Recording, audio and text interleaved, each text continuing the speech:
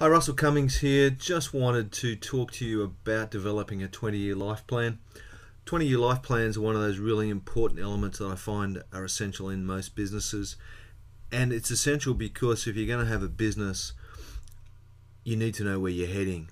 And in my experience is that a business is something that takes you from point F to G in your life.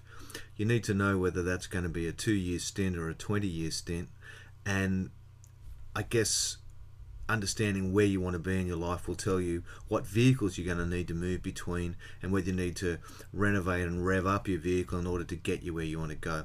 So this is a really simple process for developing a 20-year plan. It sounds a lot more daunting and complex than it really is, but it is really quite simple. The process basically says you develop a plan, and I'll take you through how you develop that simple plan in a minute. At the 20-year mark, so you say in 20 years, what do I want to have in place? And we'll talk about the 4 elements you need to think about there. So we develop a plan for 20 years and then cascade it backwards. So you then ask yourself the question, if that's going to be where we are in 20 years, where must we be in 10 years? And answer that, do a little plan around that. Then you say, if that's where we're going to be in 10 years, where do we have to be in 5 years, 3 years, 1 year? And ask those sort of questions. Now it gets pretty scary, you know.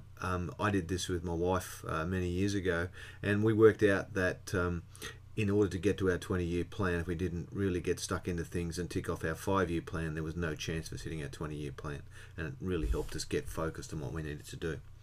In developing the plan, it's really quite simple. You do a simple mind map. So mind mapping is a tool in the toolbox here, and there's heaps of stuff on the internet about mind mapping, but mind mapping is a great tool. Or you can come up with a list. It doesn't really matter. But 4 key elements. At the 20-year mark, at this point in your life, what do you want to be doing? So what sort of things do you want to be doing? What activities do you want to be doing? You know, that sort of stuff. What roles will you have at that point in your life? So you could be, you know, in my case, in 20 years' time, I'll probably be a grandfather and a father, but I want to be a businessman, and there's a whole lot of things I want to be, you know, those sort of things. So what roles will you have?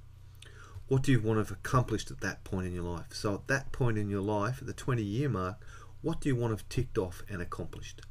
And then lastly, if that's the lifestyle you're going to have, what do you need to own in order to fund this life?